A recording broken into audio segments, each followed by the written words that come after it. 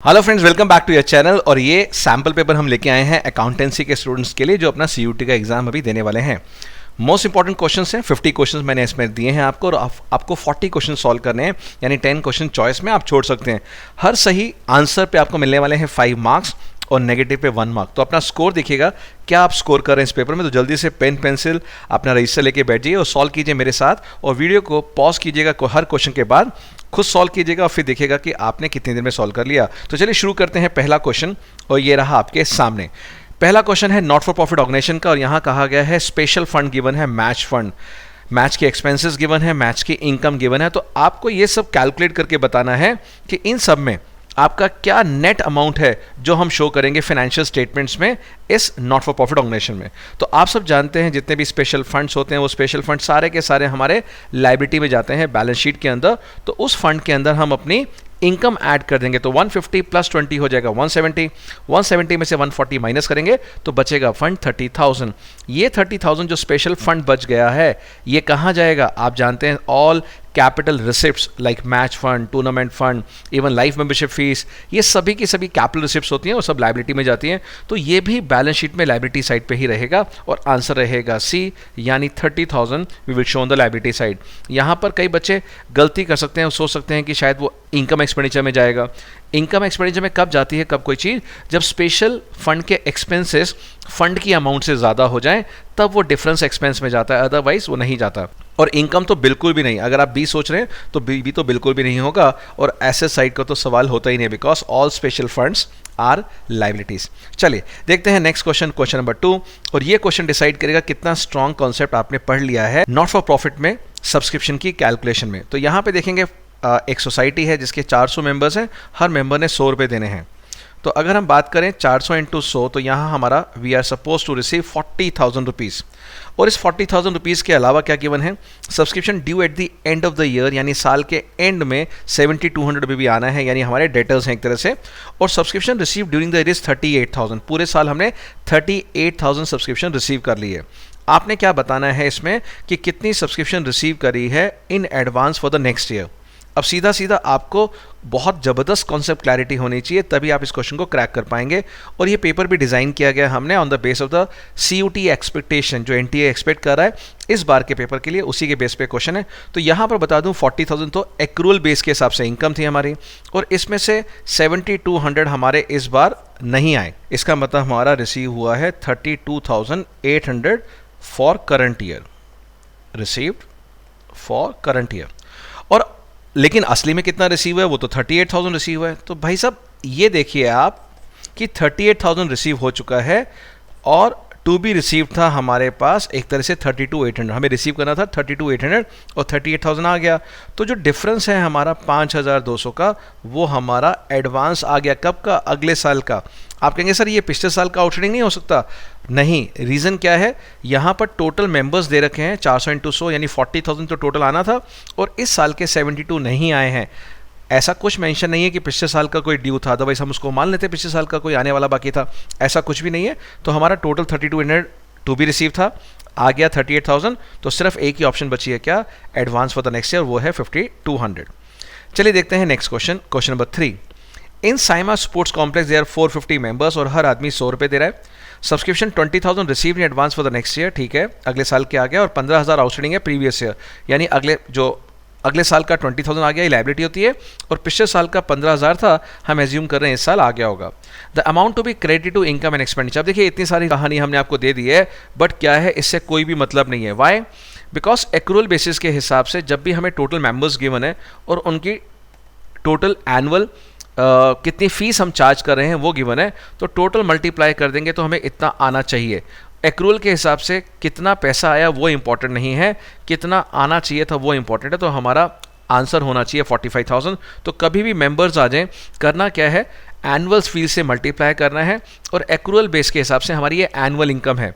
अब इसमें से अगर कुछ बैड डेट्स हो गया, कुछ अमाउंट कम रिसीव हुआ है, तो भी इनकम में तो हम 45,000 पूरा दिखाते हैं, येस और नो? तो ये 45 हमारा इनकम हो गया। Question number 4।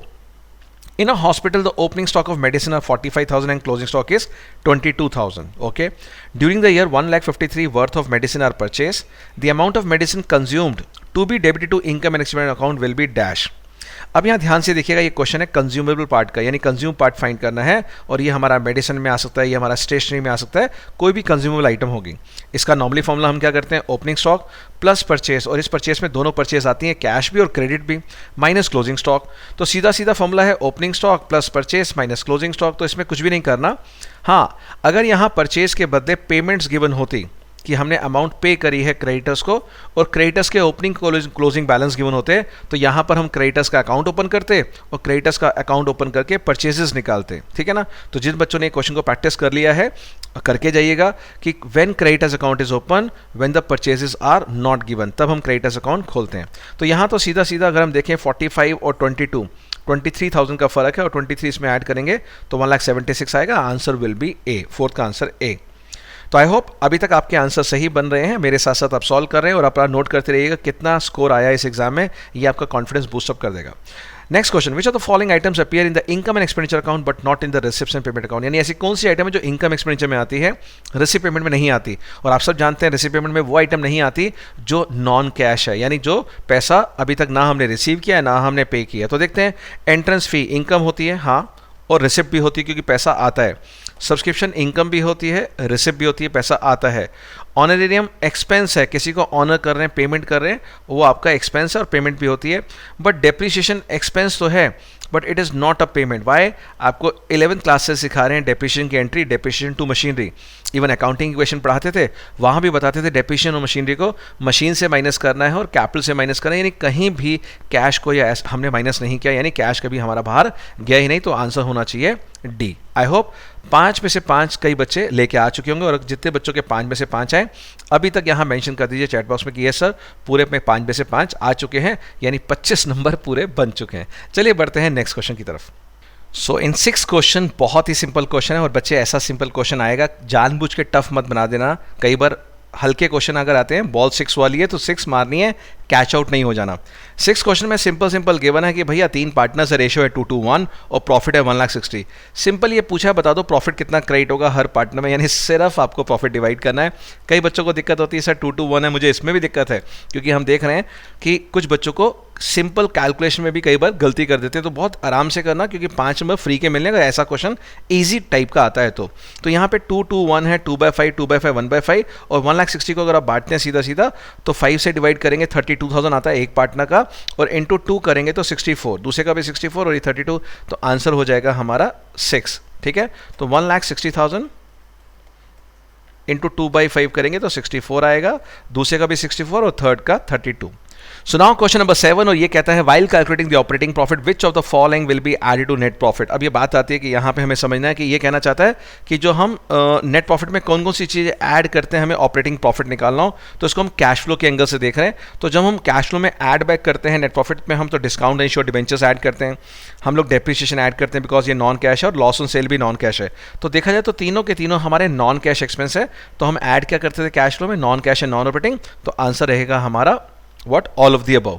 बट यही क्वेश्चन अगर आता है कि while calculating the operating profit ratio, operating profit ratio के लिए हम क्या ऐड करते हैं, तो हमारा ऑपरेटिंग प्रॉफिट का फॉर्मूला क्या होता था, net profit plus non operating expenses minus non operating income. तो वहां पर हमारे नॉन ऑपरेटिंग एक्सपेंसेस कौन से होते हैं, discount and loss on sale, क्योंकि डेप्रिसिएशन को हम लोग ऑपरेटिंग एक्सपेंस समझते हैं। तो किस कॉन्टेक्स्ट में क्वेश्चन पूछा जा रहा है वो ध्यान से पढ़िएगा, और उसी के हिसाब से हमें आंसर देना है। तो कैश फ्लो में तो हम इसको क्यों ऐड बैक कर देते हैं, in spite of operating, because ये नॉन कैश है, बिकॉज वहाँ पर AS3 का फॉर्मेट होता है। बट जब रेशियो एनालिसिस कर रहे हैं वहाँ पर हम डेप्रिसिएशन को क्या मानते हैं, ऑपरेटिंग एक्सपेंस, और सिर्फ डिस्काउंट और लॉस को ही ऐड करेंगे। चलिए देखते हैं next question, question number 8। Rent paid to a partner is debited to. अब ये बात कर रहा है फंडामेंटल्स ऑफ पार्टनरशिप की। जो फंडामेंटल्स में हम रेंट को कहाँ दिखाते हैं, आप सब कहेंगे ये sir charge against the profit है, जैसे कि मैनेजर्स कमीशन होता है, जैसे कि rent paid to a partner है, जैसे कि इंटरेस्ट ऑन पार्टनर्स लोन है जो पार्टनर ने फर्म को लोन दिया है। तो ये सब कुल मिला के हमारे चार्ज हैं, और चार्ज में हमारा कहाँ जाएगा, प्रॉफिट एंड लॉस अकाउंट में। So answer will be B.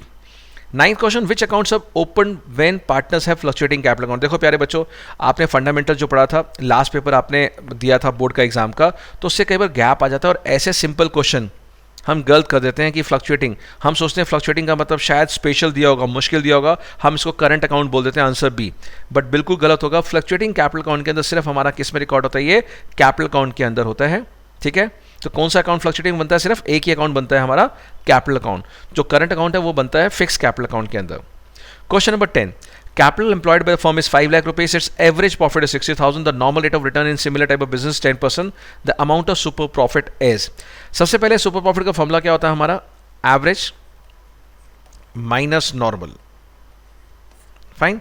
और यहां पर हमारा एवरेज प्रॉफिट कितना गिवन है 60,000, तो नॉर्मल प्रॉफिट कितना होगा 10% ऑफ 5 लाख, और ये हो गया 50,000 रुपीज़। तो यहां पर हम 50,000 रुपीज़ माइनस करेंगे 60,000 में से, तो मेरा सुपर प्रॉफिट कितना आ जाएगा 10,000।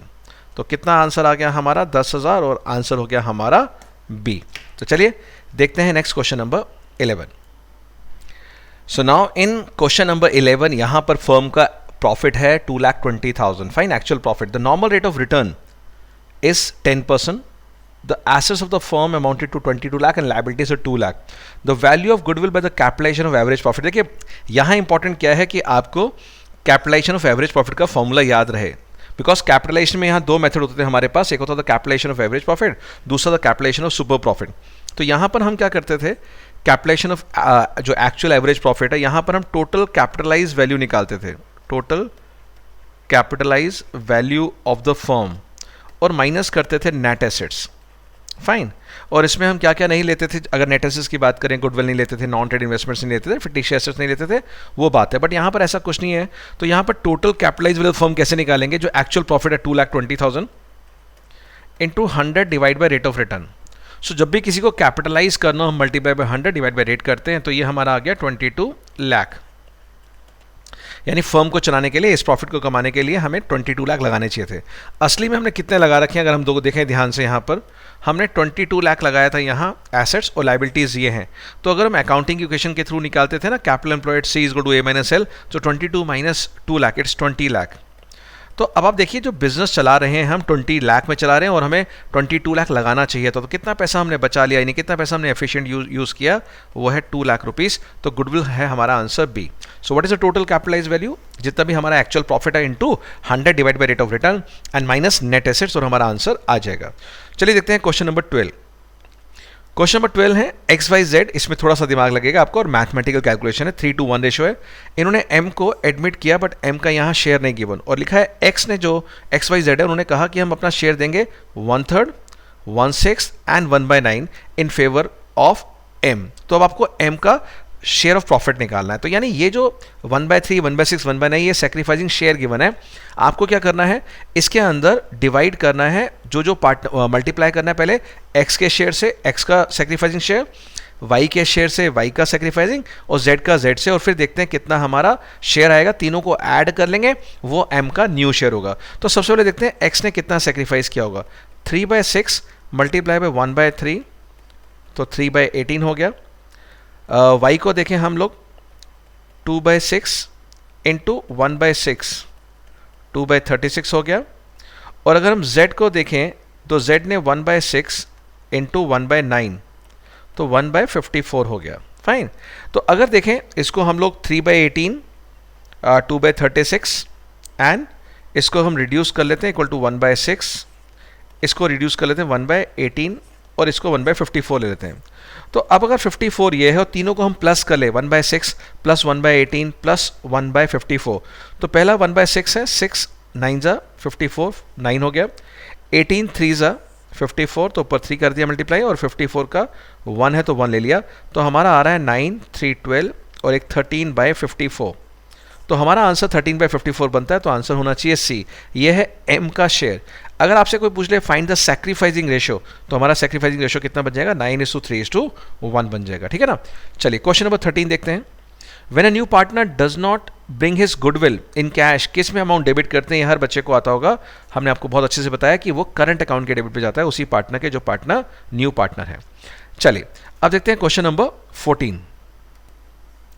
Now in question number 14, you have to calculate the goodwill of the firm. यहाँ पर आपको गुडविल निकालनी है, वो भी न्यू पार्टनर के कैपिटल के बेस पे और न्यू पार्टनर के प्रॉफिट शेयर के बेस पे। तो इसको हम बोलते थे हिडन गुडविल। तो सबसे पहले स्टेप क्या रहेगा, 1/3 शेयर के लिए 3,40,000 न्यू पार्टनर का गुडविल है सी का। सो 3,40,000 इंटू 3, ये हो गया हमारा टोटल फर्म का capital. So 3 × 3 9 and 12, 10,20,000 step 1 total firm का कैपिटल हो गया कि सी को 1/3 के लिए अगर 3,40,000 लाना है तो पूरी फर्म का कैपिटल हो गया 10,20,000। बट देखते हैं हम बिजनेस कितने अभी तक अमाउंट इन्वेस्ट किया हमने, वही बिजनेस हम कितने रुपए में चला रहे हैं। तो अगर हम देखें 3,40,000 प्लस 2 लाख 5,40,000, 5,40,000 प्लस 180 720 आ रहा है टोटल। तो अगर हम 720 को माइनस करें इसमें से तो हमारा बैलेंस बच गया 3 लाख रुपीज़। यानी अगेन हमने इतना अच्छे से पैसे को यूज़ किया कि जो काम 10,20,000 में चलना चाहिए था वो हमने 720 में ही चला लिया, तो हमने 3 लाख रुपये बचा लिए। यहाँ हमारी गुडविल होती है 3 लाख रुपीज़ की। तो आंसर क्या रहेगा? आंसर रहेगा डी। फाइन, आई होप आपके हमारे आंसर मैच कर रहे हैं, बताइएगा। चलिए 15th क्वेश्चन, यहाँ पर ये रेशियो है चेंज इन पीएसआर का। एबीसी का ओल्ड रेशियो है 432 और न्यू रेशियो है 234 और यहाँ पर गिवन है कि वर्कमैन्स कंपनसेशन रिजर्व 45,000 है और जो क्लेम है हमारा वो है 54,000। यानी क्लेम जो है वो हमारे रिजर्व से ज़्यादा है 9,000 रुपये। अब आप विजुलाइज कीजिए कि अगर आपके पास 45,000 था और वर्कर्स 54 मांग रहे हैं, उस 9,000 का क्या करते थे? और इस सिचुएशन में क्या ए आंसर सही होगा? 45,000 डेबिट करेंगे पार्टनर्स में इन द रेशियो, तो आप कहेंगे सर 45 तो डेबिट होगा नहीं, क्यों? क्योंकि यहाँ तो 45 रिजर्व से ज़्यादा क्लेम है, तो पार्टनर्स को तो 45 ना डेबिट ना क्रेडिट। क्या 54 क्रेडिट होगा पार्टनर्स में उनके रेशियो में? आंसर है बिल्कुल भी नहीं, बिकॉज 54 तो क्या था? क्लेम है और कभी भी क्लेम नहीं बढ़ता। 54 शोन होगा as a workman's claim on the liability side. या ये बात बिल्कुल सही लग रही है कि 54,000 को हम क्लेम शो करेंगे बैलेंस शीट के अंदर the liability side. But D भी चेक कर लेते हैं, बिकॉज मोस्टली बच्चे डी लिखते हैं। क्यों? उनको 9,000 की अमाउंट ये दिख रही है। हमने जानबूझ के यहाँ ट्रैप किया बिकॉज डिफरेंस 9,000 है। मोस्टली बच्चे 9,000 को टिक करके आते हैं कि सही होगा, बट यहाँ 9,000 क्या है? डेबिट लिखा गया, यानी पार्टनर्स के डेबिट साइड पर, जबकि गलत बात है यहाँ पर कि जो 9,000 है वो डेबिट यहाँ नहीं आएगा, वो डेबिट रीवेल के अकाउंट में जाएगा। तो यहाँ पर रीवेल के अंदर डेबिट होगा, ना कि पार्टनर्स कैपिटल के अंदर। तो यहाँ पर ये बात बिल्कुल सही लग रही है कि जो भी क्लेम होता है वो क्लेम बैलेंस शीट के लायबिलिटी साइड पे जाता है। तो हमारा आंसर क्या होना चाहिए? सी। चलिए देखते हैं question number 16। Now question number 16 में यहाँ पर चेंज इन पीएसआर है। अगेन ओल्ड रेशियो 432 और न्यू है इक्वल, और गुडविल फर्म की गिवन है 10,800 और यहाँ पे एडजस्टमेंट एंट्री मांगी है। गुडविल की तो by default he adjustment entry बनती है जब भी चेंज इन पीएसआर होता है। तो यहाँ पर हमने क्या करना है? ओल्ड माइनस न्यू रेशियो करना है, यानी 4/9 माइनस 1/3, 3/9 माइनस 1/3 और 2/9 माइनस 1/3। अब देखते हैं इन ए बी सी में से किसने गेन किया है, किसने सेक्रीफाइस किया है, और उस हिसाब से हम एडजस्टमेंट एंट्री पास कर देंगे। तो सबसे पहले देखें हम लोग एलसीएम 9 है, तो 4 माइनस 3 यहाँ हमारा 1/9 आ गया। यहाँ एलसीएम 9 3 है, यहाँ भी 3 है तो 0। यहाँ एलसीएम 9 है तो 2 माइनस 3 3 9, तो यहाँ पर 1/9 नेगेटिव आ रहा है। तो ये पार्टनर गेनिंग पार्टनर है और ये पार्टनर ए सेक्रीफाइसिंग है। तो हमारी G2S बनती है गेन इनटू सेक्रीफाइस। तो यहाँ पर हम क्या करेंगे? सी को डेबिट करेंगे और ए को क्रेडिट करेंगे। 1/9 इंटू 10,800 जो हमारी गुडविल की अमाउंट है। फाइन, तो ये हमारा 1/9 करके आ रहा है 1,200 रुपया, 1,200 रुपया। तो देखते हैं इनमें से कौन सा आंसर सही है चारों में से। तो देखिए बी तो हमारा 0 आ रहा है, तो इसका मतलब यहाँ भी बी एंट्री यूज़ हुआ है। तो बी वाले जहाँ पे बी यूज़ हुआ है जो कि ना गेन है ना सेक्रीफाइस, वो तो आंसर होगा नहीं। तो ए और बी तो प्रोसेस ऑफ एलिमिनेशन से हट गए, बाकी बचे सी और डी। अब सी में देखिए क्या लिखा है? ए क्रेडिट, तो क्या ए क्रेडिट होना है? हाँ बिल्कुल सही है, क्रेडिट। एंड डेबिट कौन है? सी। हाँ सी डेबिट है, तो बिल्कुल ये आंसर सी लग रहा है। हमें डी देखना है, ए डेबिट। जैसे ही डेबिट आ गया इसका मतलब ए गलत हो गया, बिकॉज ए तो हमारा सेक्रीफाइसिंग पार्टनर, इसका पॉजिटिव आ रहा था तो वो तो क्रेडिट होना था। तो आंसर हमारा हो गया सी। तो ये था 16th का। चलिए देखते हैं 17th। सो ये जो हमारा 17 क्वेश्चन है बहुत ही प्यारा क्वेश्चन है और सुपर डुपर हॉट है, यानी रिवर्स गियर वाला क्वेश्चन, जैसा कि मैं वर्कशॉप में बोलता हूँ। यहाँ पर हम देखेंगे क्या कि यहाँ सी एक पार्टनर है जिसका शेयर है 3/12 और वो रिटायर हुआ है, यानी रिटायरिंग पार्टनर का शेयर है। जो नॉर्मली डिजीज पार्टनर मरता है उसका शेयर गिवन होता है, और उसका जो शेयर है बाकी के पार्टनर्स ए और बी हैं वो ले गए 3:2 में, यानी ये इनका गेनिंग रेशियो है। ठीक है जी। अब पूछा क्या गया है? न्यू रेशियो भी गिवन है। बताइए, न्यू रेशियो गिवन है ए और बी का 17 और 13, और ओल्ड रेशियो निकालना है ए बी सी का। तो नॉर्मली क्या होता था हमें, हमारे पास एग्जाम में अगर हम देखें ओल्ड रेशियो गिवन होता था। अगर रिटायर हुआ है सी तो सी का शेयर यानी 3/12 गिवन है हमें, वो 3/12 लेके चले गए हैं ए और बी 3:2 रेशियो में। और पूछा गया है कि अब आप ए बी सी का ओल्ड रेशियो निकालिए। अब देखिए कितना अच्छा क्वेश्चन है ये, तो एक बारी में नहीं होगा, 2-3 बार प्रैक्टिस कर लीजिएगा। तो यहाँ पर हम मान के चलते हैं कि हमें फॉर्मूला सबको पता है क्या, कि हमें न्यू रेशो निकालने का फॉर्मूला होता था ओल्ड प्लस गेनिंग। तो जो भी ओल्ड शेयर है प्लस गेनिंग शेयर निकाल के ही न्यू हमारा आता है, चाहे वो रिटायरमेंट हो चाहे वो डेथ ऑफ अ पार्टनर हो। तो अगर हम यहाँ पर देखें कि गेनिंग शेयर कितना है, पहले गेनिंग शेयर निकाल लेते हैं क्योंकि हमारे पास न्यू गिवन है। अगर हम गेनिंग निकाल लेंगे तो हमारा ओल्ड आराम से निकल जाएगा। तो सबसे पहले गेनिंग शेयर निकालते हैं। ए का गेनिंग शेयर कितना है, यानी ए ने कितना गेन किया है सी से। तो सी का शेयर था 3/12 और गेनिंग रेशियो है 3/5 2/5, तो इसको हम 3/5 से मल्टीप्लाई कर देते हैं।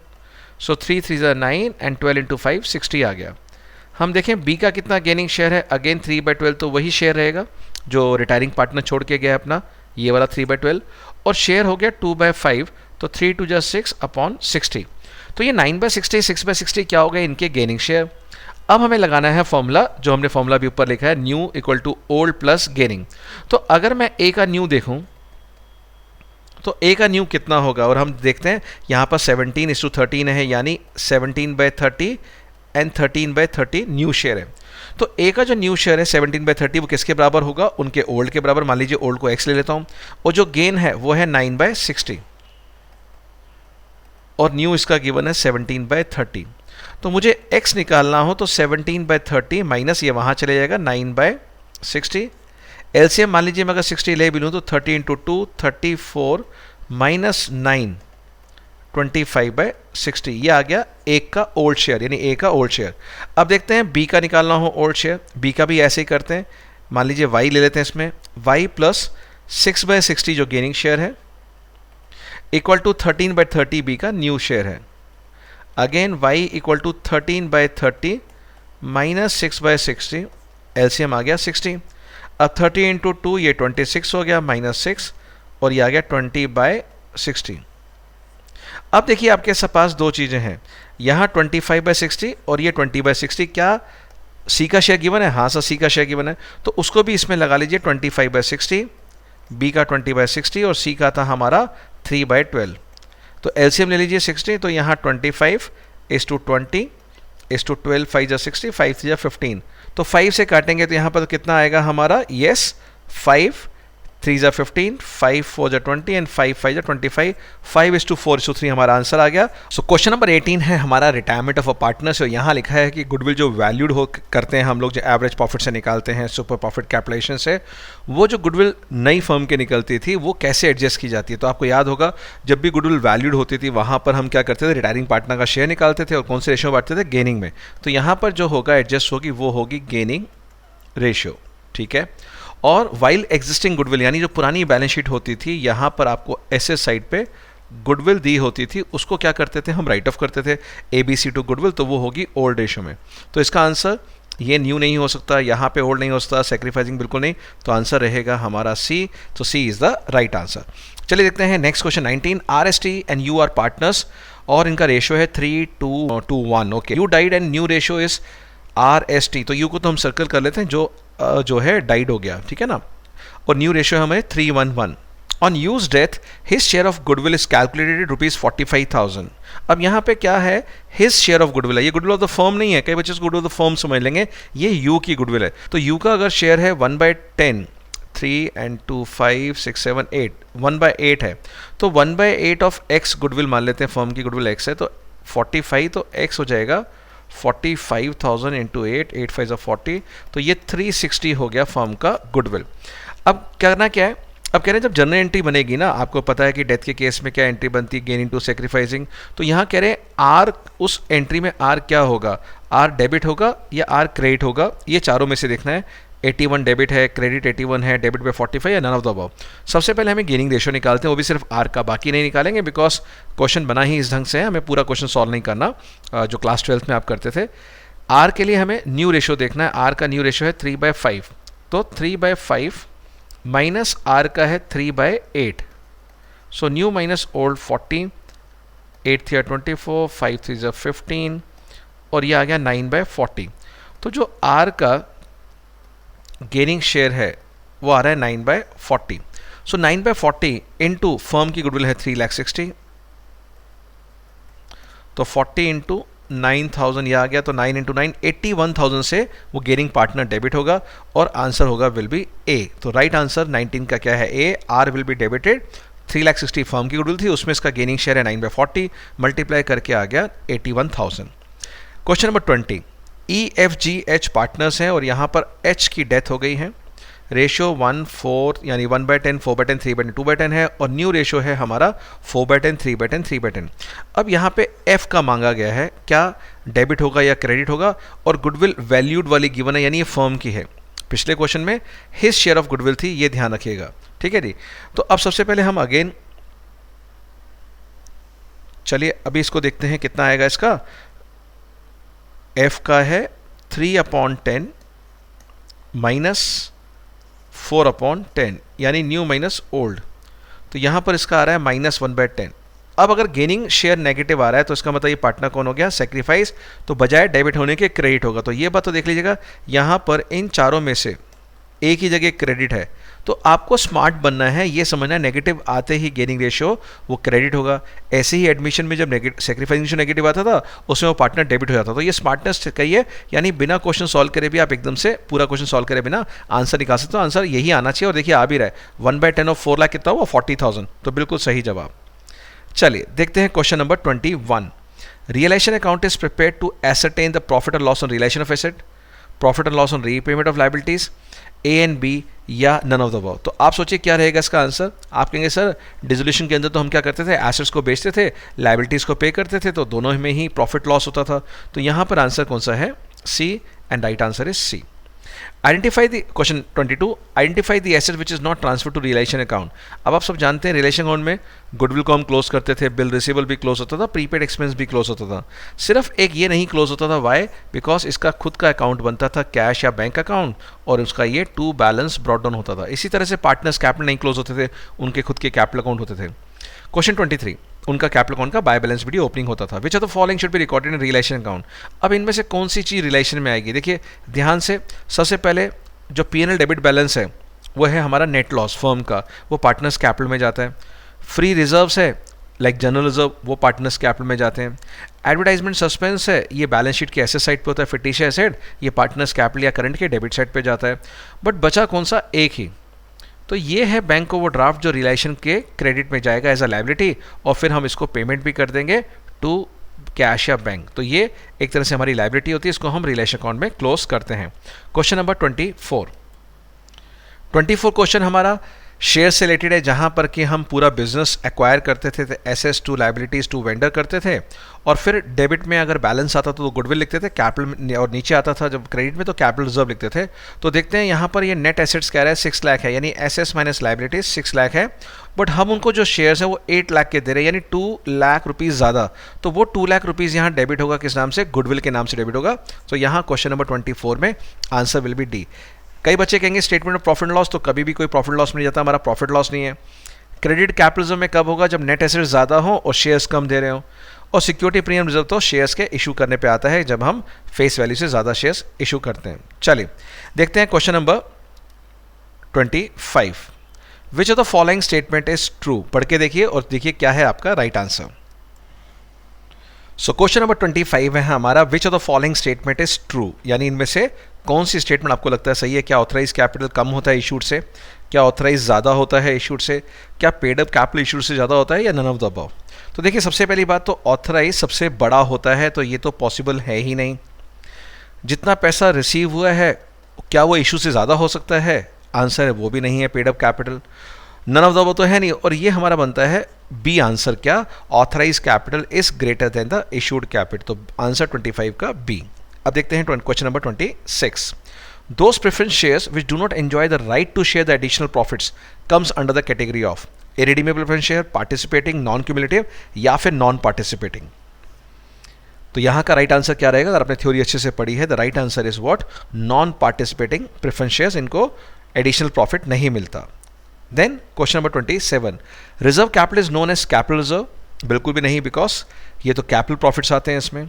Subscribed and fully paid up, यानी 10 का शेयर है, हमने 10 मांगे और 10 रुपीज़ आ गए, या subscribe but not fully paid up, 10 का शेयर है, 10 मांगे, आए 8 यानी कॉल्स इन एरियर है, या कॉल्ड अप कैपिटल कम था, या नन ऑफ द अबव। तो यहाँ अगर हम देखें ध्यान से तो मुझे तो चारों में से, इन तीनों में से कोई भी नहीं लग रहा। वाई? बिकॉज रिजर्व कैपिटल तो क्या होता है, ये उस अनकॉल्ड अप कैपिटल का, अगर 10 का शेयर है एंड आपने 7 कॉल कर लिए और आपने 3 रुपीज़ अभी कॉल नहीं किए, उसका ये पार्ट होता है reserve capital. So it is that part of the uncalled capital to be called only at the time of winding up. तो ये भी थ्योरी बहुत स्ट्रांग होनी चाहिए, तो आपके मार्क्स थ्योरी में कट सकते हैं, प्रैक्टिकल तो आप बहुत अच्छे से करेंगे, आप थ्योरी पढ़ के जाएंगे। तो इसका राइट आंसर होना चाहिए what, none of the above. तो कई बार क्या सोचते हैं हम, नन ऑफ द अबव तो आंसर होगा नहीं, और बच्चे ए बी सी कोई भी एक टिक करके आ जाते हैं। चलिए क्वेश्चन नंबर 28, यहाँ पर शेयर्स अप्लाइड हैं आपके पास 28,000 और अलॉटेड शेयर हैं 20। अब यहाँ पर the amount payable application 2 rupees था और एस ने अप्लाई किए हैं शेयर्स 840 शेयर अप्लाई किए हैं। ऐसे क्वेश्चन बहुत किए हैं आपने 12th में। The number of shares allotted and amount carried forward for adjustment of allotment due to S will be इतना। सबसे पहले मुझे अलॉटेड शेयर्स निकालने हैं, तो देखिए सबसे पहले जो चीज़ निकालनी होती है वो हम न्यूमरेटर में रखते हैं, तो हम 20,000 ले लेंगे न्यूमरेटर में, जो चीज़ गिवन होती है वो हम नीचे रखते हैं। तो 28,000 और हमारे अप्लाइड है 840। अब आप इसको कैलकुलेट करेंगे तो आपके अलॉटेड शेयर 600 आ जाएंगे। तो 600 देखिए यहाँ पर आपका आ रहा है, बाकी तीनों में 600 नहीं है, तो सीधा सीधा आंसर यही बनेगा। बट फिर भी हम करके देखते हैं कि अगर 840 अप्लाइड है और 600 इसके अलॉटेड है, तो एक्सेस अप्लाइड कितने हैं 240, और उस पर 2 रुपये एक्स्ट्रा आया तो 480 आंसर आना चाहिए। तो yes the answer is D. तो देखिए आपके आंसर अगर निकल रहे हैं, बन रहे हैं कॉन्फिडेंस, तो आपका पेपर बहुत अच्छा होगा, मैं आपको एश्योरेंस दे रहा हूँ। 29 question, with reference to debentures pick the odd. क्या वो सिक्योर्ड इंस्ट्रूमेंट होते हैं? Yes, secured debentures are there. क्या इन पे स्पेसिफिक रिटर्न मिलती है? येस, इंटरेस्ट मिलता है। क्या वो लोन कैपिटल है? येस, वो लोन होता है, इसलिए इसको लोन कैपिटल बोलते हैं, बोरोड कैपिटल। क्या वो इंटरनल इक्विटी? नो नो नहीं, इंटरनल इक्विटी तो कौन होता है? हमारे इक्विटी शेयर्स। तो ये हमारा ऑड आइटम है, तो answer is B. 30th, purchase concession can be paid partly by, यानी अगर आपने कोई एसेट परचेज किया है तो वेंडर को आप चेक दे सकते हैं। Yes, answer yes. एक्सेप्टेंस यानी बिल्स पेबल एक्सेप्ट कर सकते हैं, आंसर इज येस। क्या आप डिवेंचर इशू कर सकते हैं उसको पार प्रीमियम डिस्काउंट पे? आंसर बिल्कुल येस है। तो यानी तीनों अगर येस है तो हमारा आंसर कौन सा है? Answer will be D. चलिए देखते हैं question number 31। Akash limited purchase assets from Charan limited for 3,60,000 and issued 9% debentures of ₹100 each at 20% premium. The number of debentures offered will be dash. अब आप बताइए, आपके पास एसेट्स है 3,60,000 का और आप डिबेंचर्स दे रहे हैं 100 का डिबेंचर 20 रुपये महंगा, यानी 120 का। अब 120 से डिवाइड कर दीजिए आप इसको, तो जब 120 से डिवाइड करेंगे तो आपका आंसर आएगा 3,000 debentures and answer will be C. तो चेक कर लीजिए क्या आपका आंसर सी आ रहा है, जल्दी से बताइए। Yes, beautiful. Then next, State Bank of India issued 30,000 debentures 6% debentures 100 each at a premium of 10%, redeemable after 5 years, ठीक है। Amount of DRR will be dash. अब यहाँ पे आप देखेंगे स्टेट बैंक ऑफ इंडिया है। अब स्टेट बैंक ऑफ इंडिया को कितना DRR बनाना होता है वो आपको अच्छे से याद होना चाहिए, यानी फाइनेंशियल कंपनीज DRR कितना बनाती है, सोच के बताइए जल्दी से।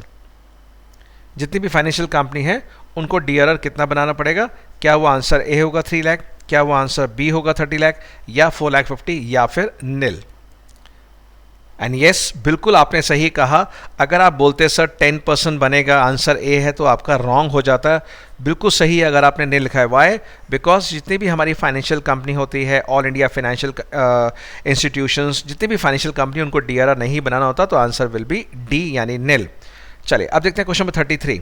Union Bank of India has decided to redeem 30,000 6% debentures 100 each at premium 8% on 30th June. How much amount it has to invest in specific securities on or before 30th April? अब आपने ये बताना है कि जो हमारा इन्वेस्टमेंट्स हम लोग करते हैं वो इन्वेस्टमेंट्स हमारी कितनी होगी। अब आप देखते हैं DRR तो बिल्कुल हमने कहा था आपको 0 होता है, तो क्या यहाँ भी बैंक इन्वॉल्व है? क्या वो DRI बनाएगा? सोच के देखिए। तो राइट आंसर क्या रहेगा? आप कहेंगे सर बिल्कुल सही है, राइट आंसर हमारा रहेगा डी, बिकॉज एक फाइनेंशियल कंपनी को, बिकॉज यूनियन बैंक भी फाइनेंशियल कंपनी था, ना उसको DRR बनाना ना उसको DRI बनाना, तो याद रखिएगा एग्जाम के लिए बहुत इंपॉर्टेंट है। 34 क्वेश्चन में है कि सिक्योरिटीज़ प्रीमियम बैलेंस शीट में कौन से हेड में शो करते हैं? तो आप सब जानते हैं हमारा सबसे पहले आता है शेयरहोल्डर्स फंड। तो शेयरहोल्डर्स फंड में हमारा शेयर कैपिटल आता है रिजर्व सरप्लस, और रिजर्व सरप्लस के अंदर ही हमारा सिक्योरिटी प्रीमियम आता है। तो answer will be what? C. Which of the following item is shown under the head of fixed tangible asset while preparing balance sheet? क्या वो गुडविल होगी जो टैंजिबल में आएगी, या नॉन करंट इन्वेस्टमेंट्स होंगी, या इन्वेंट्री, या लाइव स्टॉक? तो गुडविल तो हमारा इंटैंजिबल होता है, इन्वेंट्री हमारा करंट एसेट्स होता है, और नॉन करंट इन्वेस्टमेंट्स की अलग ही अपनी हेडिंग होती है, इसमें नहीं आते। तो हमारा लाइव स्टॉक है आंसर, यानी कि जो एनिमल्स वाला बिजनेस करते हैं, कोई पोल्ट्री फार्म है, ठीक है ना, किसका डेयरी का काम है, वहाँ पर हम कहते हैं लाइव स्टॉक हमारा टैंजिबल एसेट होगा। Next, unclaimed dividend is shown in equity and liabilities of the balance sheet under the head. अब अनक्लेम्ड डिविडेंड कौन सा होता है, आप सभी को पता होगा, अनक्लेम्ड डिविडेंड हमारा अदर करंट लायबिलिटीज होता है और मेन हेडिंग क्या होता है हमारा, करंट लायबिलिटी। तो इसका राइट आंसर क्या रहेगा, current liabilities. Question number 37, a firm is earning good profit but it became bankrupt because of dash. अब बताइए इनमें से क्या रीजन हो सकता है कि अर्निंग्स इंक्रीज हो गई थी दैन द सेल, फर्म के पास पॉजिटिव नेट इनकम था but has failed to generate cash from operation, या net income has been adjusted for inflation, या sales have not improved even though credit policies have been ease. तो बहुत ही अच्छा question है theoretical, बताइए क्या है आपका right answer. And yes, right answer अगर आपने बी सोचा है तो बिल्कुल सही है कि जब प्रॉफिट तो है बट उसके पास जो कैश जनरेटेड फ्रॉम ऑपरेशन है वो नहीं है, बहुत देर से पेमेंट देते हैं, हम तो क्रेडिटर्स को टाइम पे दे रहे हैं बट हमारे कस्टमर्स बहुत लेट पेमेंट देते हैं और हम बैंक का पैसा टाइम पे नहीं वापस कर पाए, ये रीज़न रहेगा हमारा क्वेश्चन नंबर 37 का answer. 38, the process of comparing financial factors of a company over a period of time is known as dash. क्या वो हमारा इंटरफर्म कंपैरिजन है, क्या वो हमारा रेशियो एनालिसिस है, या फिर इंट्रा फर्म कंपैरिजन, या फिर इंटर इंडस्ट्री कंपैरिजन। तो क्या है आपका आंसर, सोच के बताइएगा कि the process of comparing various financial factors of a company over a period of time. तो आप क्या बोलेंगे सर, एक ही कंपनी को अगर कंपेयर कर रहे हैं, यहाँ दो कंपनी नहीं बोली, अगर दो बोलते तो हम इंटर फर्म या इंटर इंडस्ट्री बोलते हैं, यहाँ एक ही कंपनी के वेरियस फाइनेंशियल फैक्टर वो भी टाइम के हिसाब से कर रहे हैं, यानी हॉरिजॉन्टल एनालिसिस है, यानी कंपैरेटिव स्टेटमेंट्स है, कंपैरेटिव इनकम या कंपैरेटिव बैलेंस शीट, तो उसको हम इंट्रा फर्म बोलते हैं, यानी उसी कंपनी उसी फर्म का 2 सालों के बीच में, 2 टाइम पीरियड के बीच में कंपैरिजन कर रहे हैं, तो हमारा इंट्रा फर्म रहेगा। Next question 39, the main objective of common size statement is. मैंने कहा हमेशा कि थ्योरी पढ़ के जाइएगा, ये क्वेश्चन वहाँ आप गलत कर सकते हैं अगर आपने अच्छी थ्योरी ना पढ़ी हो। To present the changes in various items, to provide for a common base, to establish relationship between various factors, या ऑल ऑफ द अबव।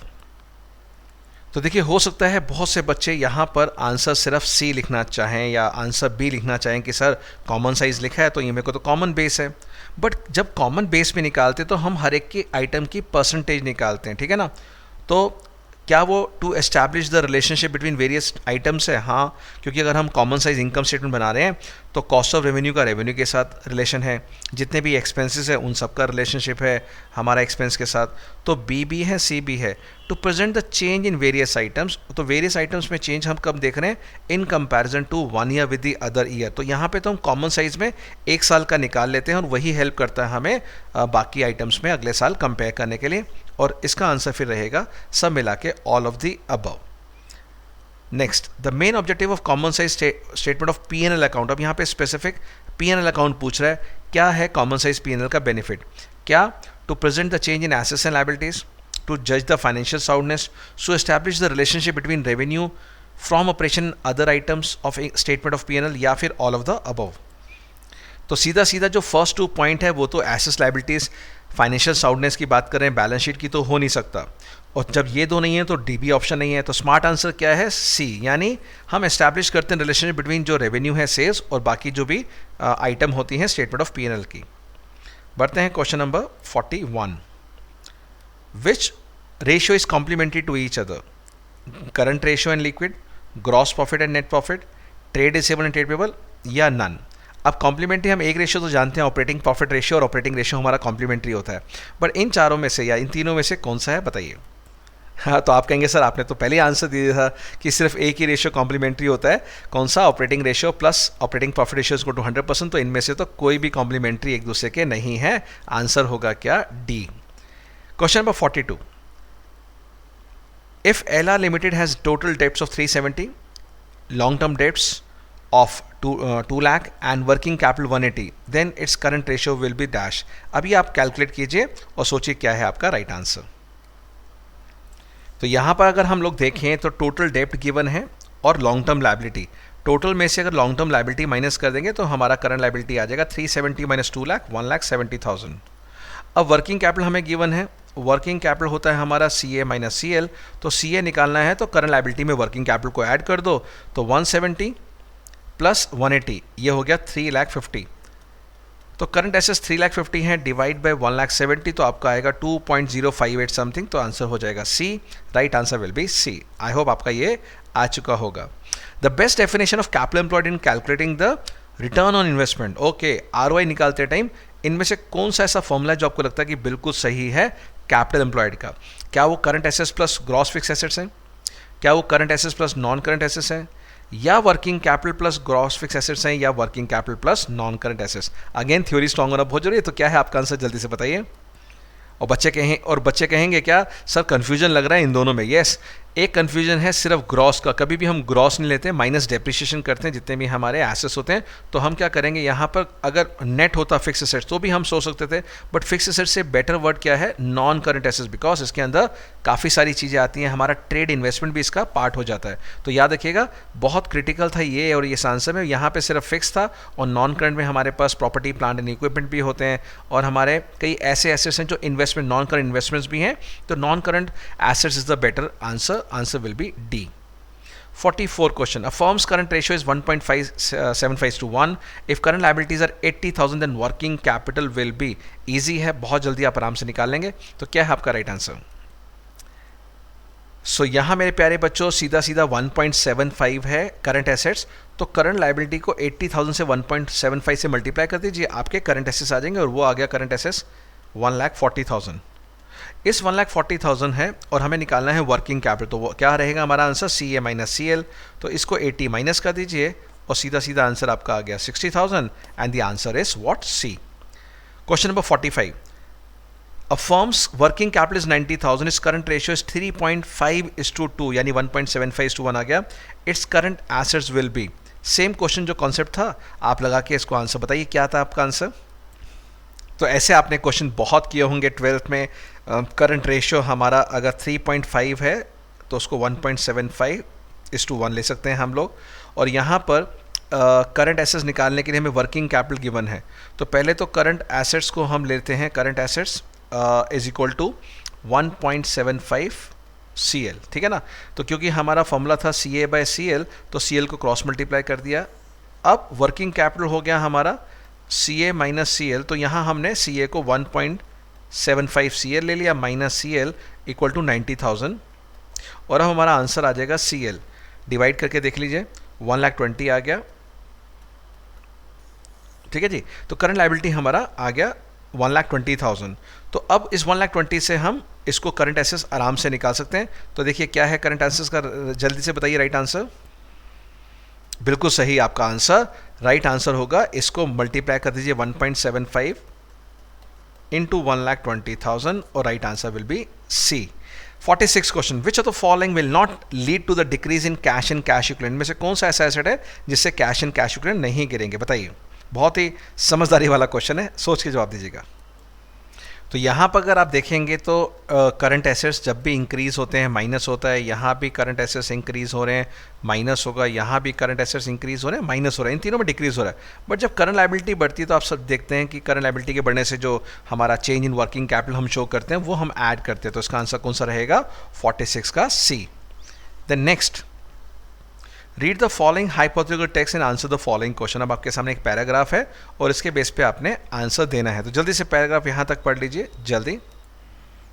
सो यहाँ पे आई होप आपने पढ़ लिया और ये कहा गया है कि यहाँ पे एक टैलेंट स्पोर्ट्स क्लब है और एंगेज है activity of identifying and promoting sports talent from rural and tribal area. ठीक है, कहानी है और ये नोबल और मनोहर ने इनको डोनेट किया 50 लाख 1 जुलाई को for the construction of new hostel and mess. Beside उन्होंने mister Manohar offer the service of his personal CA, उसने फ्री ऑफ कॉस्ट सर्विस दे दिया और चार्टर्ड अकाउंटेंट ऑफिस में विजिट किया उसने 31 मार्च 2021 को। उसने पाया कि यहाँ पर 35 लाख स्पेंड हो चुका है construction of hostel and mess. ठीक है, तो ये तो इन्फॉर्मेशन थी। बिल्डिंग बन चुकी है 35 लाख का और उसने ही ऑल्सो नोटेड कि NPO has a capital fund of 1 crore 20 lakh in the beginning of the year. ठीक है, other important points in noted were NPO है 2000 रेगुलर मेंबर्स और हर आदमी 2,000 रुपये पर एनम दे रहा है। 1 अप्रैल 2020 को 180 members had not paid the subscription of previous year, यानी साल के स्टार्टिंग में 180 मेंबर्स का आउटस्टैंडिंग है यानी सब्सक्रिप्शन इन एरियर। और 20 members had paid for 2021 in advance और उन्हें एडवांस 20 मेंबर्स ऑलरेडी दे चुके हैं और 5 मेंबर ने तो उसके और अगले साल का एडवांस दे दिया। 31 मार्च 2021 को 110 मेंबर्स हैं जो अभी भी पैसा देना बाकी है, including 50 who has not paid for 2019-20 as well and 25 members had paid 2021। अब ये पढ़ के आपको बहुत लग रहा है कि मुझसे नहीं हो पाएगा, इसलिए यहाँ मैं कहना चाहता हूँ आप सबसे पहले क्या करेंगे, नीचे के क्वेश्चंस पढ़ेंगे, फिर पैराग्राफ दोबारा पढ़ना, अदरवाइज आपका टाइम 2-3 बार वेस्ट हो जाएगा अदरवाइज। तो since the accountant of NPO was not clear, वो क्लियर नहीं था to deal with the above information, he drafted set of questions. अब considering that you are a CA of mister Manohar, अब आप ये आंसर देंगे। पहला, 50 लाख जो रुपीस रिसीव किए थे बिल्डिंग के लिए, वो कहाँ ट्रांसफ़र करेंगे? क्या वो कैपिटल फंड होगा, क्या वो जनरल फंड होगा, क्या वो इनकम एक्सपेंडिचर या बिल्डिंग फंड? तो आप कहेंगे सर वो क्योंकि बिल्डिंग के लिए आया उसका नाम क्या होगा, बिल्डिंग फंड। तो right answer is what, D. 48 question था, जो 35 लाख कंस्ट्रक्शन पे खर्च हो गए बिल्डिंग का, उसको इन चारों में से क्या करेंगे? आप सभी जानते हैं हम लोग क्या करते हैं, कैपिटल फंड जब भी बिल्डिंग फंड आता है और यूज़ होता है तो बिल्डिंग फंड से तो माइनस करते हैं, पहली चीज़ तो ये होगा reflect deduction from building fund, और कैपिटल फंड में ऐड करते हैं बिकॉज वो परमानेंट कैपिटल बन गया। और दूसरा आंसर, बैलेंस शीट के एसेट साइड में उतना एसेट आएगा जितना एसेट बन चुका है, फाइन। तो यहाँ पे ये इनकम एक्सपेंडिचर में कभी भी नहीं आता बिकॉज ये स्पेशल फंड का है। Not to be recorded building complete, बिल्कुल गलत बात, जितनी बिल्डिंग बनती रहती है उतना ही वो एसेट में शो होता है। तो आंसर सेकंड थर्ड होंगे। तो यहाँ देखते हैं सेकंड थर्ड किस में है, सी में, तो ये आंसर सी है। The amount of subscription in arrear on 1 April 20। अब आप देखिए 1 अप्रैल यानी beginning of the year 180 members थे, उन्होंने पैसे नहीं दिए थे। 180 into 2000 will be what, 3,60,000 is the right answer and the answer will be A. और लास्ट क्वेश्चन हमारा क्या, the amount of subscription in arrear on 31 March, end में कितना ड्यू था वो भी देखिए। एंड में हमारे पास मेंबर ड्यू थे कितने, 110। तो 110 इंटू 2000 आप मल्टीप्लाई कर दीजिएगा, वो आ जाएगा 2,20,000 और answer is a. So I hope आपने देखा, हमने बिल्कुल एग्जैक्ट टाइम पैटर्न जो CUT में मिलने वाला है उसी टाइम पैटर्न के अंदर, और वो भी बहुत डिटेल एक्सप्लेनेशन के साथ आपको पूरा पेपर समझा दिया। यही स्पीड, एक्यूरेसी आपको CUT एग्ज़ाम में रखनी है। तो मेरी ढेर सारी शुभकामनाएं आप लोगों के साथ, और मुझे उम्मीद है कि ये एग्ज़ाम आपका बहुत अच्छा होगा और आप अपने ड्रीम कॉलेज में एडमिशन ले पाएंगे। तो मेरी और मेरी पूरी टीम की तरफ से ढेर सारी शुभकामनाएं। आप अपने पेरेंट्स की ब्लेसिंग लेके जाइए, अपने टीचर्स की ब्लेसिंग लेके जाइए, और ये एग्ज़ाम में आप बहुत ही अच्छे मार्क्स लेके आएंगे। God bless you all, take care, love you.